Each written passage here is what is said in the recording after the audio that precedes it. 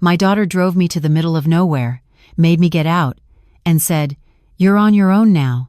I'm Pamela Dalton, 61 years old, and this happened exactly 90 minutes after we buried my husband of 38 years.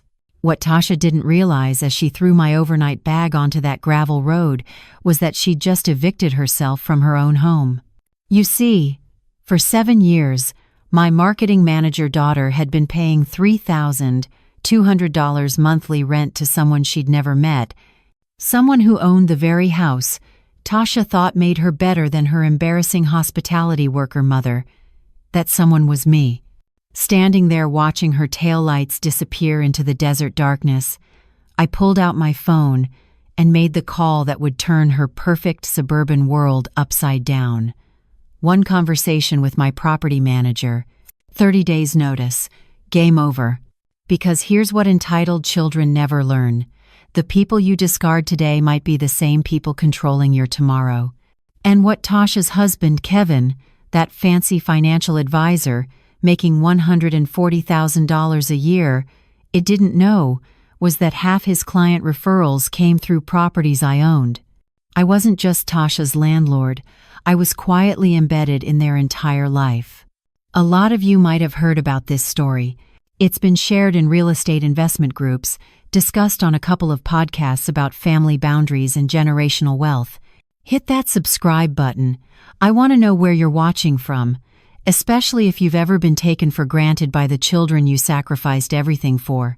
If you've ever felt invisible after decades of working yourself to the bone, this is how a housekeeper making $42,000 a year taught her corporate daughter that dignity isn't about your job title. It's about remembering who carried you when you couldn't walk. Let me back up, give you the whole picture. The funeral director handed me the bill. $9,600. Tasha stood right there when I pulled out my checkbook. She didn't offer a dime. "Mom, you can't keep pretending you have money," she said loud enough for the other families waiting in the lobby to hear. "This is embarrassing." That word had been following me around for 15 years. Embarrassing job, embarrassing car, embarrassing church clothes, embarrassing accent when I code switched back to how I grew up talking in South Phoenix. 3 days earlier at Robert's viewing, I'd overheard Tasha talking to her corporate colleagues by the guest book. "Yeah, my mom worked in hotels her whole life, housekeeping mostly, cleaning rooms. Never really made anything of herself. We're handling everything because, she can't afford it, can't afford it." I've been hearing that since Tasha got her marketing degree from Arizona State. The degree I paid $78,000 for. Cash, no loans. But she doesn't know that number because I never told her. Tasha makes $89,000 a year at her advertising firm. Her Lexus SUV payment is $520 monthly. Her house payment, the one she's been making to my LLC without knowing it for 7 years, $3,200. Her husband Kevin pulls in $140,000 as a financial advisor. They shop at Whole Foods. Their daughter Zoe goes to private Montessori school, $1,400 a month. Meanwhile, I shop at Food 4 Less on Thursday nights, when they mark down the meat. My 2009 Toyota Camry has 267,000 miles on it. I get my hair done at my cousin's house, not those fancy salons in Scottsdale. Tasha sees all this and thinks, poor mama barely surviving on Social Security. She doesn't see the rest. She's never asked to see the rest. Last Thanksgiving, Tasha corrected my grammar in front of Kevin's parents. We were all sitting around their dining table in their house. My house, technically, but they didn't know that. I was telling a story about Robert's last doctor appointment. "So I seen the cardiologist on Tuesday," I said. Tasha cut me off mid-sentence. "Mom, it's I saw, not I seen. You've been speaking English your entire life. You're in America now." Kevin's parents, white folks from Flagstaff, they did that awkward laugh. You know the one. Not mean exactly, but uncomfortable. Like they felt bad for me but also agreed I needed correcting. Tasha smiled like she'd done me a favor, like she was helping me fit in. "Sorry, baby," I said quietly. "Still learning, I guess." But here's what Tasha doesn't know. I code switch. Have been since 1983. When I started at the Phoenix Marriott making $3.85 an hour, I learned real fast that white guests treated you different depending on how you talked. If I said I seen, they'd look past me like I wasn't even there. If I said I saw, they'd at least make eye contact. So I learned. I learned to speak two languages. One for survival at work, one for myself at home. When I negotiate with contractors about my properties, my grammar is perfect. When I close real estate deals through my property manager, they have no idea I ever cleaned a toilet in my life. When I talk to my tenants, I adjust my voice depending on what they need to hear. I've been making that choice for 40 years. Tasha thinks I'm uneducated because I say I seen at family dinners.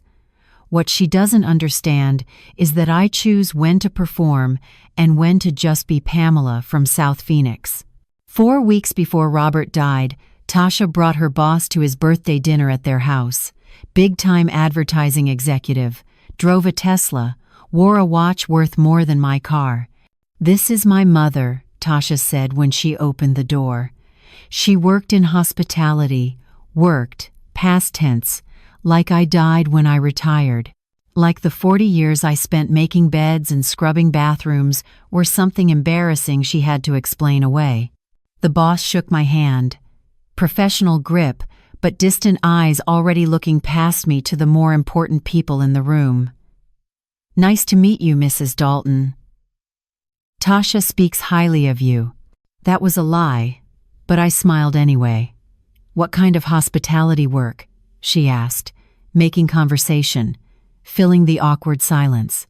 "Hotels, mostly. Started as a housekeeper at the Phoenix Marriott in 1983, $3.85 an hour. Worked my way up to executive housekeeping supervisor, then facility operations manager before I retired." I watched Tasha's face tighten. She hated when I gave details. She wanted me to just say hospitality and leave it vague. "Mom's retired now." Tasha jumped in fast. "Fixed income. You know how it is at that age. Fixed income." Technically true, but Tasha has no idea what that income is fixed at. After dinner, I watched through the kitchen window as Tasha walked her boss to the car. Lots of apologetic hand gestures, explanatory body language. The boss nodded, touched Tasha's shoulder. Understanding. I knew exactly what Tasha was saying out there, explaining me away. Again, when Tasha came back inside, her neck was red. That's how I always knew. That red flush creeping up from her collar when she'd been talking about her embarrassing mother who cleaned hotel rooms and drove an old Camry and said, "I seen at family dinners." Standing on that gravel road 90 minutes after burying my husband, dust settling around my feet, I pulled out my phone and called Teresa, my property manager. The woman who'd been handling my portfolio for 12 years. "Miss Dalton," she answered immediately. "I'm so sorry about Robert. How are you holding up?" "I'm managing, Teresa. I need to talk about the Chandler property, the one on Alma School Road, with the Monroe family. That's the one. I'm giving them 30 days' notice. Taking the property back." Silence on the line. "Then, Miss Dalton, they've been perfect tenants for 7 years. Never late, no problems. That's $3,200 monthly you're walking away from." "I know exactly what I'm walking away from, Teresa. Draw up the papers, if you're sure about this." I've never been more sure of anything in my life. The eviction papers would arrive at Tasha's house in 3 business days. Certified mail, official letterhead, Dalton Property Holdings, LLC. That's when my daughter would learn that her mother, the embarrassing hotel worker who couldn't afford anything, owned the house she'd been living in for 7 years. The house where she'd hosted dinner parties and bragged to her colleagues about her real estate investment. The house where she'd raised Zoe and built her perfect suburban life. The house where she'd corrected my grammar and explained me away to her boss. My house. But that wasn't even the beginning of what Tasha didn't know. The Chandler property was just one piece. I owned 6 residential properties in Phoenix. Total value, $1.9 million. Monthly rental income, $14,200. All managed through Teresa's company, so my name never appeared on anything the tenants saw.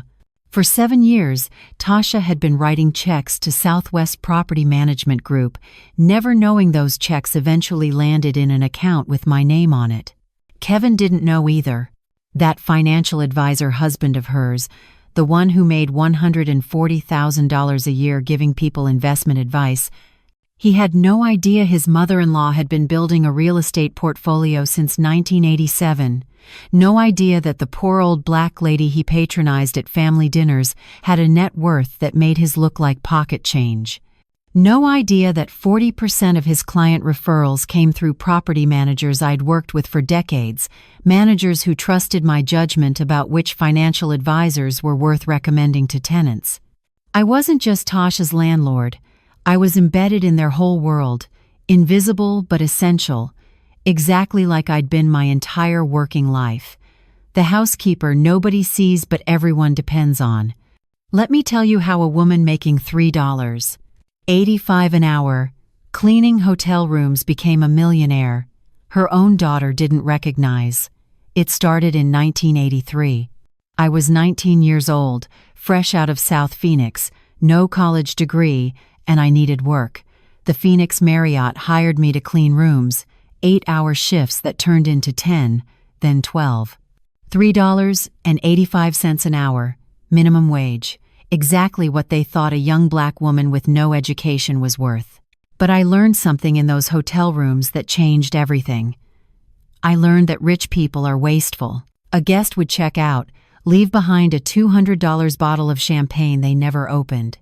A convention would end, abandon boxes of promotional materials, pens, notepads, things they'd paid for but didn't want to carry home. The hotel policy was to throw it all away. I asked my supervisor if I could have it instead. She didn't care. It was trash to her.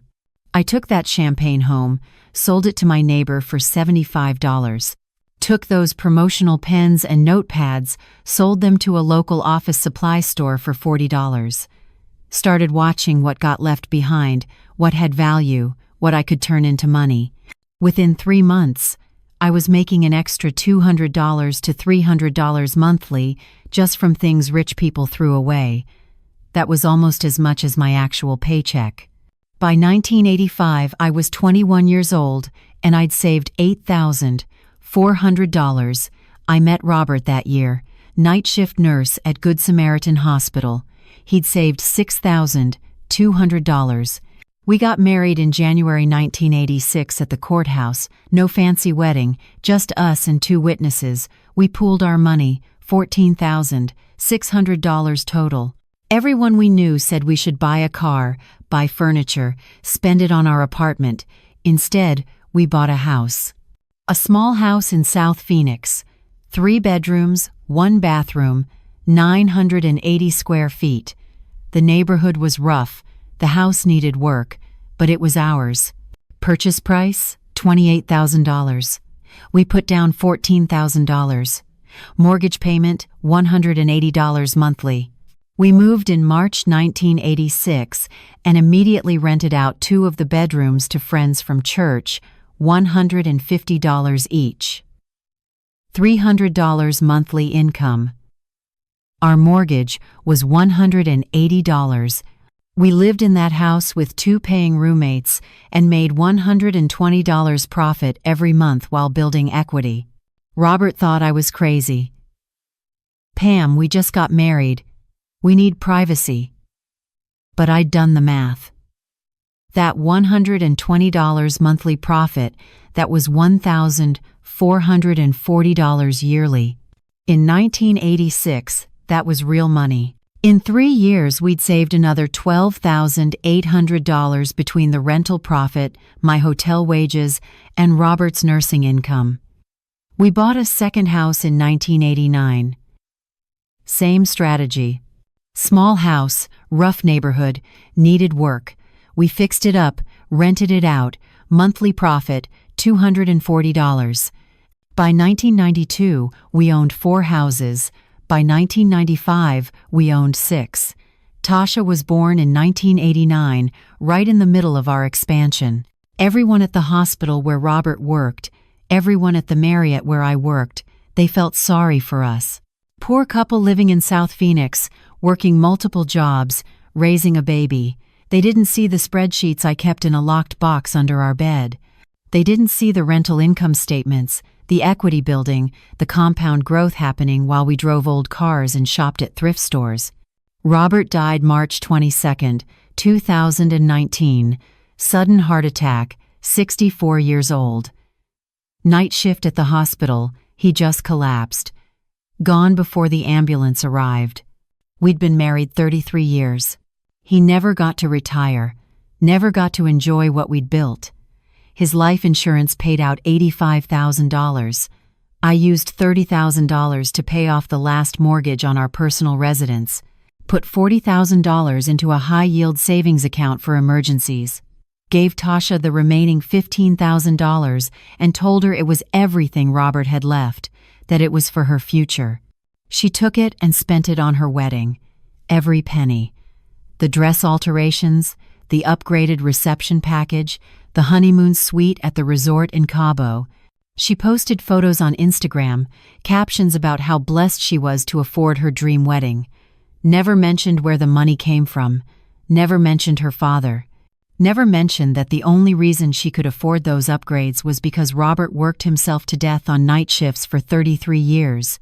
That hurt more than the abandonment on the gravel road, the erasure.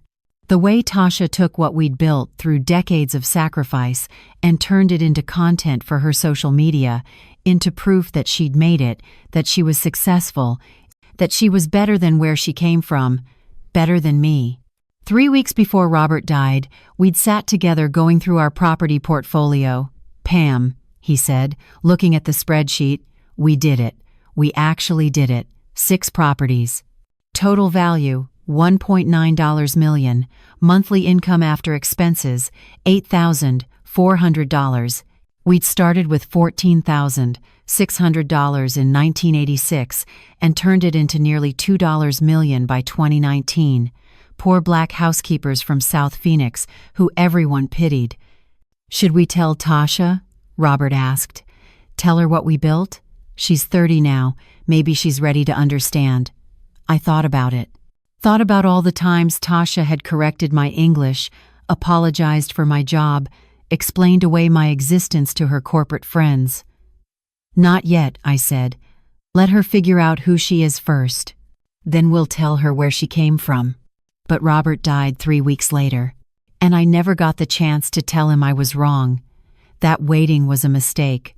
That Tasha needed to know not when she was ready, but before she forgot completely who'd carried her. Standing on that gravel road, phone in my hand, eviction papers on their way to my daughter's house, I finally understood something. Robert and I had built an empire, but we'd failed at the most important thing. We'd never taught Tasha what it cost.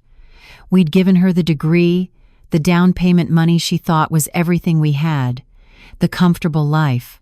But we'd never shown her the spreadsheets, the sacrifice, the 40 years of being invisible. And now she thought I was nothing, thought I was just the embarrassing mother who needed to be managed and corrected and explained away. She had no idea that in 3 days, she'd be sitting in that house, her house, my house, opening an envelope that would destroy everything she thought she knew about her poor, uneducated, embarrassing mother. Teresa called back 10 minutes later. Miss Dalton, I drew up the paperwork. 30-day notice. Standard Arizona eviction procedures. Do you want me to send it? Or do you want to think about it overnight? Send it today. Certified mail. You're sure? Once they receive this, there's no taking it back quietly. I don't want to take it back. I want my daughter to know exactly who owns the roof over her head. And then I want her to figure out what she's going to do about it. The papers went out that afternoon. Delivery confirmation showed they'd arrive at Tasha's house on Monday morning, exactly 72 hours after she'd abandoned me on that gravel road. After she'd told me I was on my own now, I sat in my small house in South Phoenix, the same 980 square feet Robert and I bought in 1986, and waited for the call I knew was coming. It came Tuesday morning, 7:47 a.m., Tasha's number on my caller ID. I let it ring 4 times before answering. "Mom," her voice was shaking. "Mom, we need to talk, right now." "Hello, Tasha." "Don't hello Tasha me. What is this?" I could hear paper rustling. She was holding the eviction notice. "What is Dalton Property Holdings? Why am I getting evicted from my own house?" "It's not your house, baby. It never was." Silence on the line. Then Kevin's voice in the background, agitated, saying something I couldn't quite hear. Tasha shushed him. "Mom, I don't understand. This says we have 30 days to vacate. This says the property owner is exercising their right to reclaim the residence. This says the owner is Dalton Property Holdings, LLC. That's your name." "That's right. You own our house?"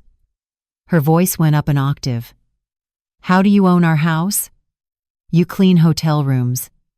You drive a Camry from 2009. You shop at Food 4 Less. How do you own a $480,000 house in Chandler?" "I own 6 houses, Tasha. Yours is just one of them." I heard something crash in the background. Kevin must have knocked something over. Then his voice, clearer now, angry. "This is insane. This has to be a mistake. Pamela doesn't own anything. She's on Social Security." "Put me on speaker," I said. A click. Then both their voices, overlapping, demanding explanations. "I need you both to be quiet and listen," I said. My voice was calm. 40 years of being invisible had taught me how to speak with authority when it mattered. "Kevin, you've been my tenant for 7 years. You've paid $3,200 every single month to Southwest Property Management. That money comes to me. Tasha, you've been living in my investment property since 2017. The down payment you thought you made? That came from the $58,000 I gave you in 2015, money you told me you were saving for a house. But you spent it on your wedding instead. Wait." Tasha's voice was small now. "Wait. You knew about that?" "I knew about all of it. The wedding dress alterations, the upgraded venue package, the honeymoon in Cabo. I saw every Instagram post, every caption about how blessed you were, how you'd worked so hard for your dream wedding. You spent your father's money, the money he died working night shifts to save, and you didn't even mention his name. Mom, I'm not finished. After you spent that money, you came to me crying about how you'd never afford a house in Phoenix, how the market was too expensive, how you and Kevin were stuck renting forever. So I called Teresa, my property manager, and I told her to find you a tenant for one of my properties. Make it seem like you found it yourself. Market rate, nothing suspicious. Just a nice young couple looking for a place to rent. Kevin's voice cut in. You manipulated us into renting from you? I gave you a home, Kevin. Below market rate, actually. Comparable houses in that neighborhood go for $3,600. I charged you $3,200 because you're family. Because despite everything, you're still my daughter's husband and my granddaughter's father. This is fraud, Kevin said. This is financial manipulation. We can sue you for this. I almost laughed. Sue me for what? Owning property? Renting it at fair market value? Every lease you signed was legal. Every payment you made went exactly where it was supposed to go. You want to sue me because you didn't bother to research who owned the house you were renting? Go ahead, Kevin. Take your financial advisor expertise and explain to a judge how you lived somewhere for 7 years without knowing who your landlord was. Tasha was crying now. I could hear it in her breathing. Why didn't you tell me? Why did you let me think you were poor? Because you needed to think I was poor, baby. You needed me to be the embarrassing mother so you could feel superior. So you could correct my grammar and explain me away to your boss and tell people you were handling everything because I couldn't afford it. That's not fair. Fair? You left me on a gravel road 90 minutes after we buried your father. You threw my bag out of your car and told me I was on my own. You want to talk to me about fair? The line went quiet. I could hear Zoe in the background asking if Grandma was on the phone. Tasha told her to go play in her room. What do you want from us? Tasha finally asked. You want us to apologize? Fine. I'm sorry. Kevin's sorry. We're sorry. Is that what you need to hear? I don't want your apology, Tasha. I want you to understand something. Your father and I spent 33 years building something real. We cleaned toilets and worked night shifts and lived below our means so you could have choices we never had. We paid for your college, your wedding, your life, and you thanked us by erasing us. Mom, we didn't erase you. Your wedding program. 185 guests. Your father's name wasn't in it. Not one mention, not one photo. Derek's parents got a full paragraph. I got one line. 10-point font. Brenda Armstrong. Like I was an afterthought. Like the woman who raised you alone for 5 years after your father died was too embarrassing to acknowledge properly. I heard Tasha inhale sharply. She'd forgotten I knew about the program. Forgotten that her father's best friend Lorraine had shown it to me, had asked me if I'd seen how they'd erased Robert. That was Derek's mother's decision, Tasha said weakly. Diane handled the programs. And you let her. You stood there and let that white woman erase your black father from your own wedding because you were ashamed of where you came from. That's not true. But her voice had no conviction. We both knew it was true. Kevin, I said. You still there? I'm here. His voice was tight, defensive. You've been telling your colleagues for 7 years that you own property in Chandler. I've heard you at family dinners. Talking about your real estate investment, your equity building, your net worth calculations. You've been claiming my property as your asset.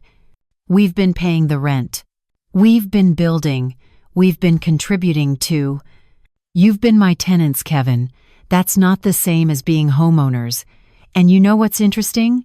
Remember last Christmas when you were explaining to me how real estate investment works? How I should consider buying property instead of just relying on Social Security. You gave me a whole lecture about compound growth and equity appreciation. Kevin was silent. You were explaining my own investment strategy back to me like I was too simple to understand it. You, making $140,000 a year with 0 properties, explaining real estate to a woman with a $1.9 million portfolio. The irony was almost funny. How? Tasha's voice was barely a whisper. How did you do this? You made minimum wage. You worked housekeeping. Where did you get the money? I saved it, baby. Every penny I could. Your father and I lived in 980 square feet with 2 paying roommates for 5 years so we could buy our second property. We drove cars with 200,000 miles on them. We shopped at thrift stores. We didn't take vacations. We didn't eat at restaurants. Every dollar that didn't go to keeping you fed and clothed went into real estate. But you never told me. You let me think we were poor. We were poor, Tasha. Poor people can still be smart with money. Poor people can still plan and sacrifice and build something. You think being poor means being stupid. That's why you're so shocked right now. I heard her crying harder now, real sobs. The 30-day notice stands, I said. You need to find somewhere else to live. Mom, please. Tasha was begging now. Please don't do this. Zoe's school is here. Kevin's office is 15 minutes away. We have our whole life here. Where are we supposed to go? You should have thought about that before you left me on that road. I was emotional. I wasn't thinking clearly. We just buried Dad, and I wasn't in my right mind. You've been emotional for 15 years? Because this isn't about one moment on one road, Tasha.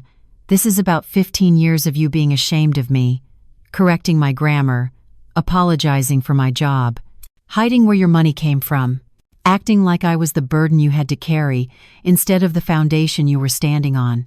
Kevin spoke up. Pamela, let's be reasonable here.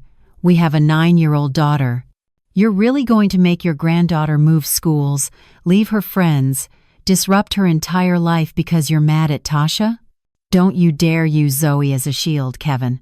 You think I haven't noticed how you keep her away from me? How visits are always at your house, never mine? How you've never once brought her to South Phoenix because you don't want her playing in my neighborhood? That's not, we never said. You didn't have to say it. I see how you look at my house. How you look at my neighborhood.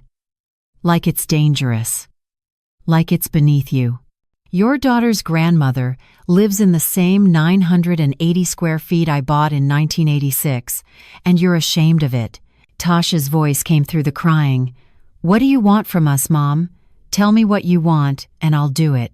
I want you to sit in that house for the next 30 days knowing it was never yours. I want you to pack up your life knowing that every single day for 7 years, you were living in my property while treating me like I was nothing. I want you to explain to Zoe why you're moving, and when she asks where you're going, I want you to tell her the truth. That grandma owned your house, and you didn't know because you never bothered to ask. You're punishing a child for my mistakes. No, Tasha. I'm teaching a child what you never learned, that respect goes both ways, that the people who look simple might be the ones holding everything together, that your grandmother cleaned toilets for 40 years and built an empire you never saw because you were too busy being embarrassed of her. I heard Kevin say something about calling a lawyer, about tenant rights, about wrongful eviction. Call whoever you want, Kevin. Every lease was legal. Every form was filed correctly. Teresa's company has been managing properties for 20 years. You signed a month-to-month lease after your first year. I can terminate it with 30 days' notice for any reason. Arizona law is very clear about that. This is cruel, Tasha said. This is vindictive and cruel, and you're not the mother I thought you were. You're right, I said. I'm not the poor, simple, embarrassing mother you thought I was. I'm the mother who built something real while you weren't paying attention. And now you're about to learn what it costs when you take people for granted. I hung up before she could respond. Sat in my kitchen, the same kitchen where Robert and I had planned every property purchase, every mortgage payment, every sacrifice. My hands were shaking. Not from anger, from something else. Something that felt like grief and victory mixed together in a way that made my chest hurt. The phone rang again immediately. Tasha's number. I didn't answer. It rang 6 more times over the next hour. Then Kevin's number. Then Tasha again. I turned the phone off and sat in the silence of my small house, the empire I'd built invisible around me, and wondered if this was what winning was supposed to feel like. The next morning, my phone had 7 missed calls, 23 from Tasha, 18 from Kevin, 6 from numbers I didn't recognize. I made coffee and sat on my porch, watching the sun come up over South Phoenix, the same view I'd had for 38 years. My neighbor, Mrs. Rodriguez, was already out watering her plants. "Morning, Pamela," she called over. "You okay? Heard about Robert's service. I'm so sorry I couldn't make it." "I'm managing, Rita. Thank you." She looked at me with that expression people get when they know something's wrong but don't want to pry. "If you need anything, you just holler, okay?" I nodded. Sweet woman. She'd lived next door for 15 years. She had no idea the quiet lady next door owned 6 properties worth nearly $2 million. Nobody in this neighborhood knew. That was the point. By noon, Teresa called. "Miss Dalton, I've been getting calls from Kevin Monroe all morning. He's demanding to speak with you directly. He's talking about lawyers, about fighting the eviction, about tenant harassment laws. Let him talk. Everything we did was legal. I know that. I'm just warning you, he's angry. Really angry. He left a voicemail saying you manipulated them. That you're a vindictive old woman who's punishing your daughter out of spite. Vindictive old woman, there it was. The moment a black woman stands up for herself, she becomes vindictive, angry, unreasonable. Teresa, I've been in real estate since 1986. I've dealt with angry tenants before. Let him be angry. There's something else. He's been calling my other clients, the ones I referred him to for financial planning. He's telling them you're unstable, that they shouldn't trust anyone associated with you. That got my attention. He's going after your business? He's trying to. So far, nobody's taking him seriously, but Pamela, he's a financial advisor with credentials. If he starts spreading this story around, it could affect both of us. I thought about that. Kevin wasn't just angry, he was desperate. A man who'd spent 7 years telling everyone he was a homeowner, who'd built his professional reputation partly on that image of stability, was about to be exposed as someone who didn't even know who his landlord was. Do what you need to do, Teresa. If you need to distance yourself from me for business reasons, I understand. That's not what I'm saying. I'm saying we need to be prepared. Kevin's the type to make noise, and noise attracts attention. She was right. By that evening, I understood exactly how much noise Kevin could make. My cousin Sharon called me at 6:30. Pam, what the hell is going on? I just got off the phone with Tasha. She's saying you evicted her out of spite, that you've been hiding money from the family, that you're trying to destroy her marriage. Did she mention why I evicted her? She said something about a misunderstanding after Robert's funeral, that you got upset and overreacted. A misunderstanding. That's what we were calling abandonment now. Sharon, did she tell you she left me on a gravel road 90 minutes after we buried Robert? That she threw my bag out of her car and told me I was on my own? Silence. Then, she said you asked her to drop you off somewhere. That you said you needed space. I laughed, couldn't help it. She's rewriting history already. Pam, I don't know what happened between you two, but evicting your own daughter seems extreme. Can't you work this out? Talk to her? I tried talking to her for 15 years, Sharon. She wasn't listening. After I hung up, more calls came. Church members, Robert's friends from the hospital, people who'd known us for decades, all of them hearing Tasha's version. The poor daughter being thrown out by her unstable mother. The successful young couple being victimized by a landlord who happened to be family. Nobody was hearing about the 15 years of disrespect. Nobody was hearing about the gravel road. That's how it works. The person who speaks first controls the narrative. And Tasha had gotten there first. My phone rang again, this time a number I recognized. Lorraine, Robert's best friend from the hospital. Pamela, I just heard. I'm coming over. Lorraine, you don't have to. I'm coming over. I'll be there in 20 minutes. Don't you dare tell me no. She arrived with Thai food and a bottle of wine. We sat at my kitchen table, the same table where Robert and I had made every major decision for 33 years, and I told her everything. The eviction, the phone calls, the way Tasha was already spinning the story. Lorraine listened without interrupting. When I finished, she refilled my wine glass. Robert would be proud of you. Would he? Or would he say I went too far? He'd say you should have done it sooner. She leaned back in her chair. I remember after the wedding, after we saw that program with his name erased, he cried, "Did you know that?" Robert cried in his car before driving home. He told me he felt invisible. Like all those night shifts, all those years raising Tasha alone after her father died, none of it mattered. I didn't know that. Robert had never told me. He wanted to talk to Tasha about it, but you said to let it go, that it was just wedding stress, so he let it go, and then 3 months later, he died. He died feeling invisible to his own daughter, Pamela. The words hit like a punch. I'd told Robert to let it go. I'd enabled Tasha's disrespect because I thought that's what keeping the peace meant. So no, Lorraine continued. Robert wouldn't say you went too far. He'd say you finally went far enough. We sat in silence for a while, eating pad thai and drinking wine in the kitchen where Robert should have been sitting with us. What happens now? Lorraine asked. Now, Tasha has 27 days to find a new place to live. And I have to decide if standing up for myself was worth losing my daughter. You didn't lose her, Pamela. She lost you. There's a difference. Maybe there was.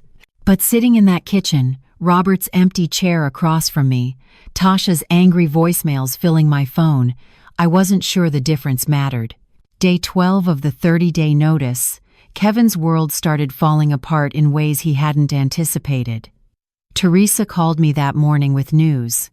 Miss Dalton, you need to hear this. 3 of Kevin's biggest clients just pulled their accounts. Why? Because they found out he's been renting for 7 years while telling them he owned investment property.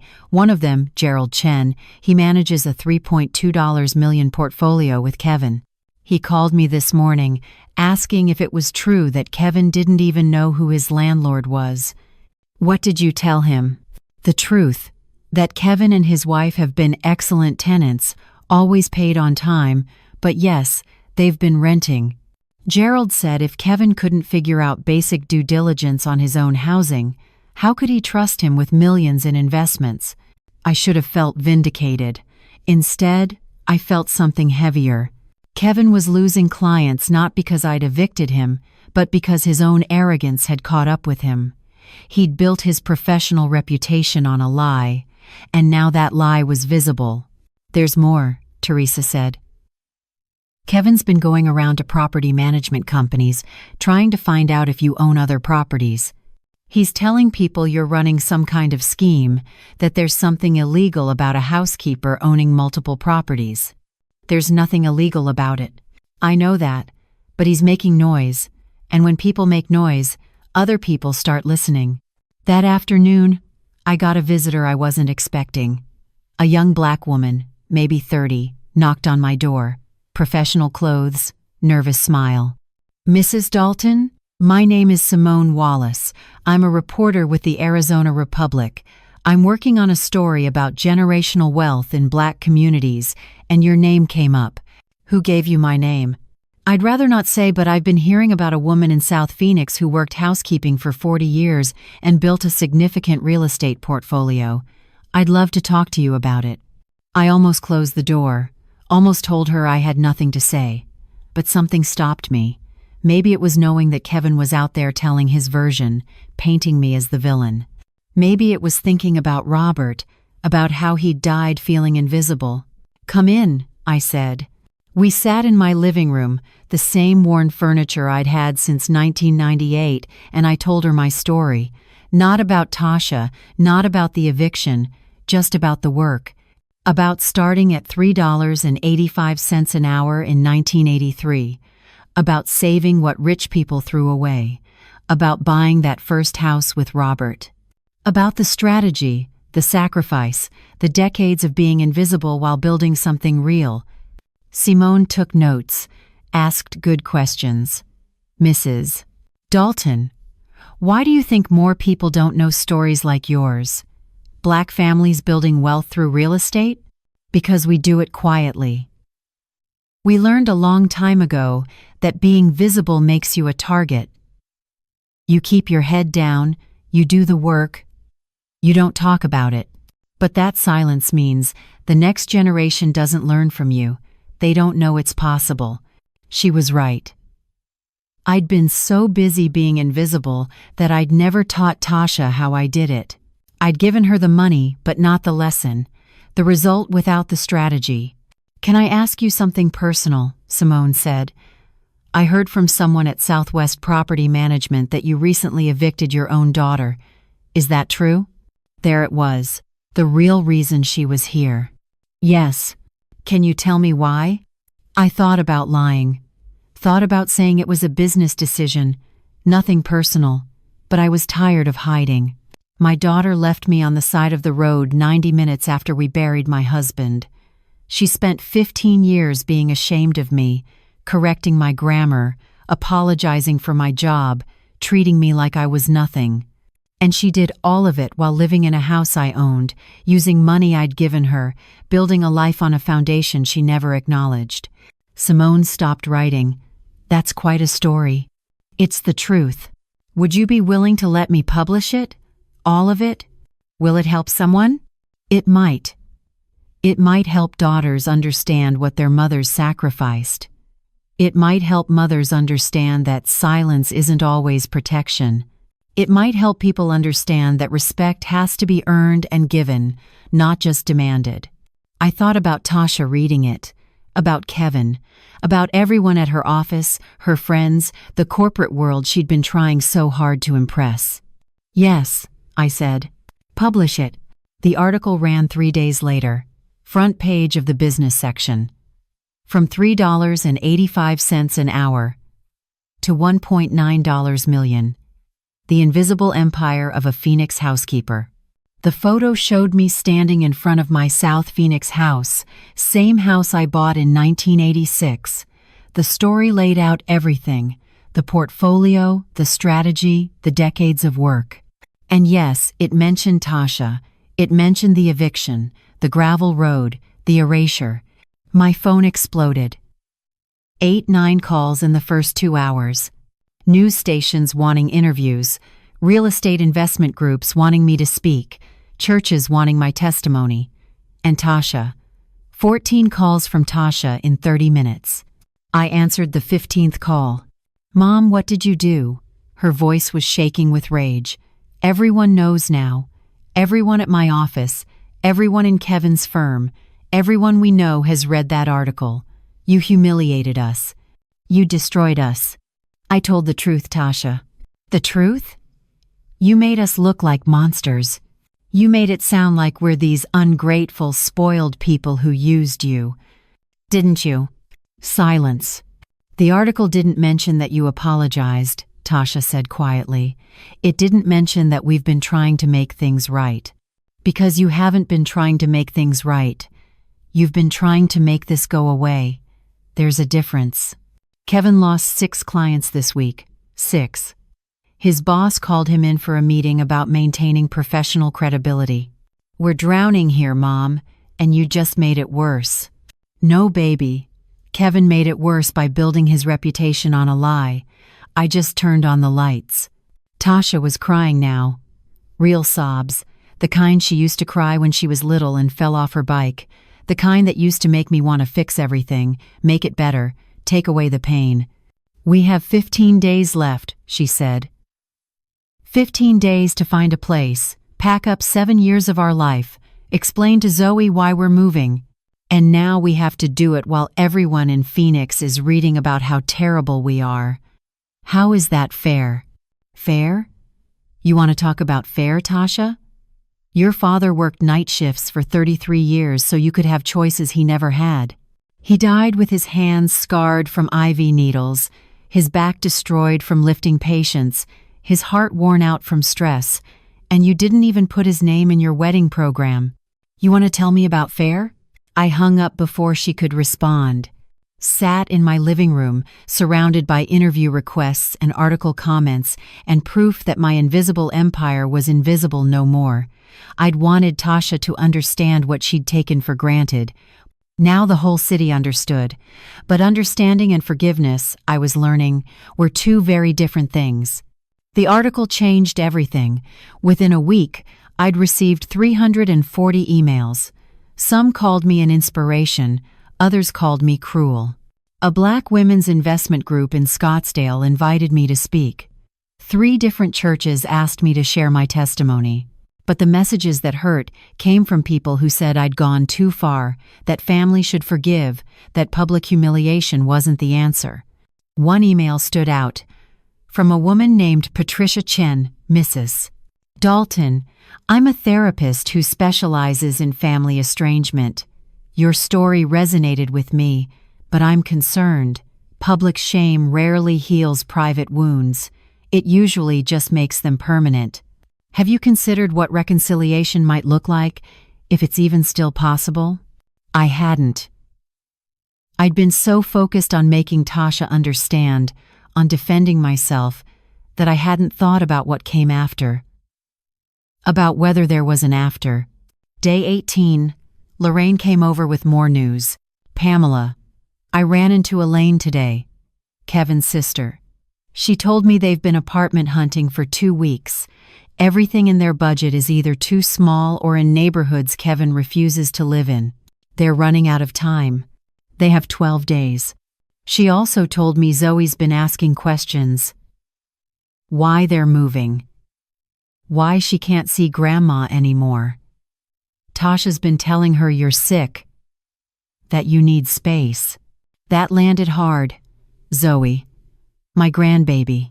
I hadn't thought about how this was affecting her. In my mind, I'd been teaching Tasha a lesson. I hadn't considered that Zoe was learning something too.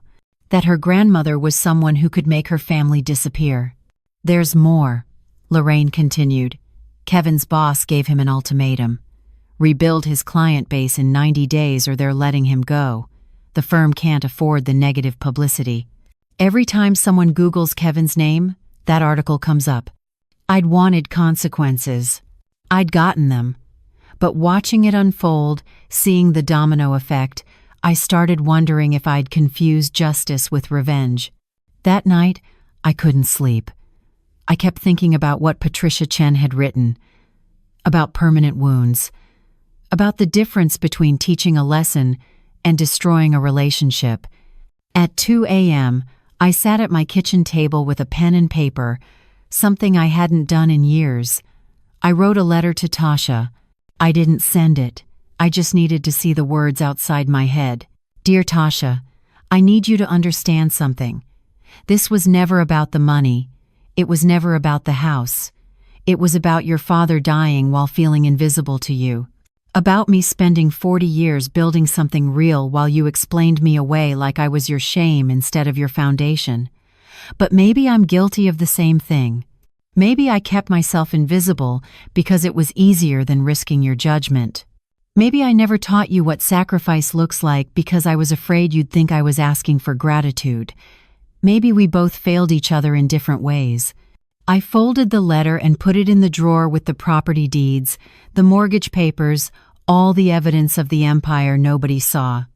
Evidence that felt less like victory now and more like distance. Day 802, my phone rang at 6 a.m. Tasha's number. I almost didn't answer. Mom. Her voice was different. Quiet. Defeated. We found a place. A 2-bedroom apartment in Tempe. 1,100 square feet. Zoe will have to change schools.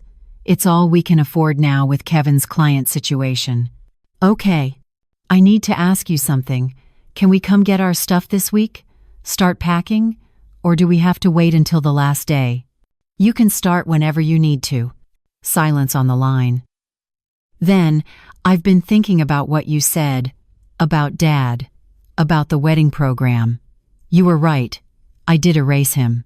I let Derek's mother plan everything because I wanted to fit into his world so badly that I forgot where I came from. I wanted his family to accept me, and I thought if I made myself small enough, made my background invisible enough, they would. Did they? No. They tolerated me. There's a difference. Derek's mother still introduces me as our daughter-in-law who went to ASU. Not our daughter-in-law who's brilliant at marketing or who we're lucky to have in the Tumes family. Just who went to ASU, like that's the best thing she can say about me. I heard her crying softly. I see it now, Mom. I spent 15 years trying to make myself acceptable to people who were never going to fully accept me. And while I was doing that, I treated you the same way they treated me. I made you small. I made you invisible. I turned you into my shame because I was ashamed of myself. Tasha, let me finish. I don't expect you to forgive me. I don't expect you to take back the eviction. I just need you to know that I understand now. I understand what I did, what I took from you, what I took from Dad. What changed, I asked. Why now? Because Zoe asked me yesterday why we never talk about Grandpa Robert. She said her friend's grandmother talks about their grandfather all the time, shows pictures, tells stories. And she wanted to know why I don't. And I realized I don't have stories to tell her because I spent so much time trying to move past him that I never honored him, never taught her who he was, never let her know the man who died so I could have choices. I closed my eyes, felt tears I'd been holding for 21 days finally break through. I have stories, baby. So many stories about your father, about who he was, what he sacrificed, what he built. Will you tell them to me? Will you tell them to Zoe? Not now. I know I don't deserve that now. But someday? Someday, I said. Maybe someday. After we hung up, I sat watching the sunrise over South Phoenix, the same sun that had risen over this neighborhood for 38 years, over the empire I'd built in silence, over the family I'd lost by breaking that silence. Patricia Chen was right. Public shame hadn't healed anything. It had just made everything visible, and visible wounds hurt in ways invisible ones never did. I had 9 days to decide if making everything visible was the same as making it right. Day 28. 2 days before Tasha had to be out. I drove to the Chandler house for the first time since the eviction notice went out. My house. Their home. The place where lines had been drawn that maybe couldn't be erased. Tasha's Lexus was in the driveway. Boxes were stacked on the porch. Through the window, I could see more boxes inside, the systematic dismantling of 7 years of life. I sat in my Camry for 10 minutes, hands on the steering wheel, wondering if I should knock or just drive away. The front door opened. Zoe came running out, her backpack bouncing. She saw my car and stopped. For a moment, we just looked at each other. Then she walked over slowly, cautiously, like I was someone she used to know but wasn't sure about anymore. I rolled down the window. "Hi, baby girl." "Hi, Grandma." Her voice was small. "Are you still sick?" "Sick? Mommy said you were sick. That's why we can't see you anymore." I looked past Zoe to the house. Tasha was standing in the doorway now, frozen. Our eyes met. She looked thinner, tired, older than 35. "I'm not sick, Zoe. Your mommy and we had a disagreement. A big one. About us moving? About a lot of things. But yes, about moving too. I don't want to move. My friend Aisha lives next door. My school is here. Why can't we just stay?" How do you explain to a 9-year-old that her parents spent 7 years living in a house they didn't own, paid for with money from a grandmother they barely visited? How do you explain that sometimes adults break things so badly they can't be fixed? "Sometimes change happens even when we don't want it to," I said. "But change doesn't mean the end of everything, just the end of how things were." Tasha walked down the driveway. "Zoe, go inside and finish packing your books." "But Grandma's here." "Inside, now." Zoe looked between us, sensing the tension, then slowly walked back to the house. When she was gone, Tasha leaned against my car. She looked like she'd been crying for days. "I didn't know you were coming. I wanted to see the house one more time. Make sure nothing's damaged." "Nothing's damaged. We've taken care of it." 7 years, Mom. We took care of your investment." The word investment hung between us like a wall. Is that what this was? Just a business transaction with tenants who happened to be family? "Kevin's at his office," Tasha continued. "He's working weekends now, trying to rebuild. He lost another client yesterday. The article, it keeps following him. People Google his name for professional reviews, and that's what comes up. How he lived in his mother-in-law's house for 7 years without knowing it. I didn't write the article to hurt Kevin." "Then why did you do it? Why make it public?" "Because I was tired of being invisible. Because for 40 years I built something real, and nobody saw it. And when I finally wanted to be seen, to be respected, I got thrown out of a car onto a gravel road." Tasha flinched. "I've apologized for that, multiple times." "Apologizing doesn't undo it, Tasha. Sorry doesn't give me back the funeral I deserved, the respect I earned, the acknowledgement that I'm not just the embarrassing mother to be managed." What do you want from me, Mom? I've said I'm sorry. I've admitted I was wrong. I've told you I understand what I did to you and to Dad. What more can I do? I don't know. That's the problem. I don't know if there's anything you can do, or anything I can undo. We stood in silence, both of us looking at the house that represented everything broken between us. Finally, Tasha spoke. The new apartment, it's not in a great area. The schools are okay but not good. Zoe's going to lose her friends. Kevin's terrified we won't make rent if he loses one more client. And I lie awake every night wondering if this is permanent. If I destroyed my relationship with my mother over pride and shame and trying to be someone I'm not.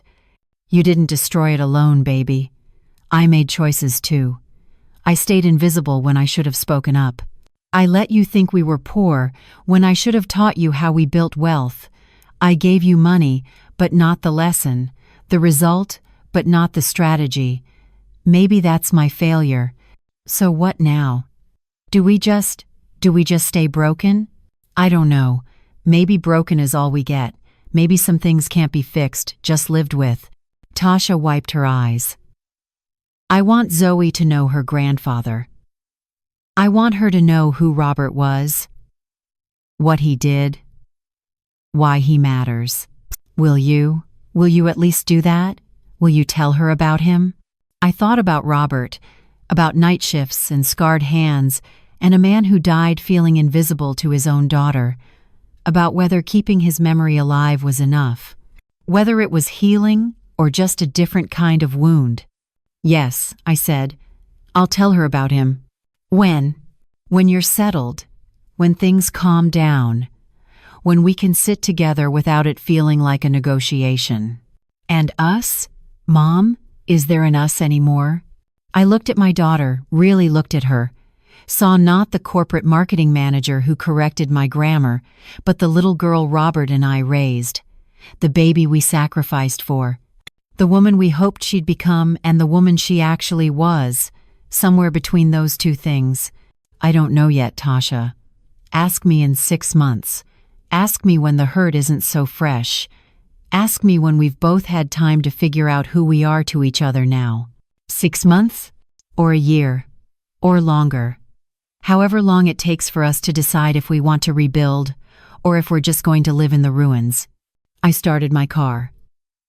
Tasha stepped back from the window. Mom, wait. There's something I need to give you. She ran inside, came back with an envelope, handed it through the window. What is this? Open it later. After we're gone. After you've had time to think about everything. I drove home with the envelope on my passenger seat, unopened. Spent the next 2 days wondering what could possibly be inside. An apology letter? A check for back rent? A final goodbye? Day 30. Moving day. I didn't go to the house, couldn't watch them pack the truck, carry boxes, drive away from the life they'd built in my investment property. Instead, I sat in my kitchen in South Phoenix and waited for Teresa to confirm they were gone. The call came at 4:47 p.m. They're out, Miss Dalton. House is empty. Keys are on the counter. They left it cleaner than most tenants do. Any damage? None. They took care of it like it was theirs. But it was never theirs. That was the whole point. After I hung up, I finally opened Tasha's envelope. Inside was a check for $22,400, 7 months of rent, and a note. Mom, I know you don't need this money. I know it doesn't fix anything. But Dad taught me that debts should be paid, and I've been living in your house without proper gratitude for 7 years. This is 7 months of the difference between what we paid and what we would have paid at market rate. It's not enough. It will never be enough. But it's what I can give right now. The only currency I have left to show you I understand. That I see you. That I'm trying. Love, Tasha. I sat at my kitchen table, Robert's empty chair across from me, holding a check I didn't need from a daughter I didn't know how to forgive, and wondered if the empire I'd built was worth the family I'd lost. 6 months later. Present day. I'm sitting in my living room in South Phoenix. Same house I bought with Robert in 1986. Same 980 square feet. Same worn furniture. But different. Everything's different now. The article brought opportunities I never wanted. Speaking engagements at investment conferences. Interview requests from financial podcasts. A real estate investment group asked me to mentor young Black women interested in property ownership. I said yes to that one. Only that one. The Chandler house sat empty for 2 months after Tasha moved out. I couldn't bring myself to list it.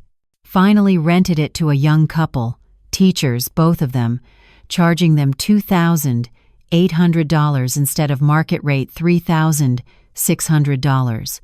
Teresa asked me why. I told her I didn't know. Maybe I just wanted someone in that house who understood what sacrifice looked like. Tasha and I have spoken 4 times in 6 months. Careful conversations, polite updates about Zoe's new school, Kevin's slow client recovery, my health. We don't talk about the gravel road. We don't talk about forgiveness. We're like 2 people walking around a crater, acknowledging it exists but never looking directly at it.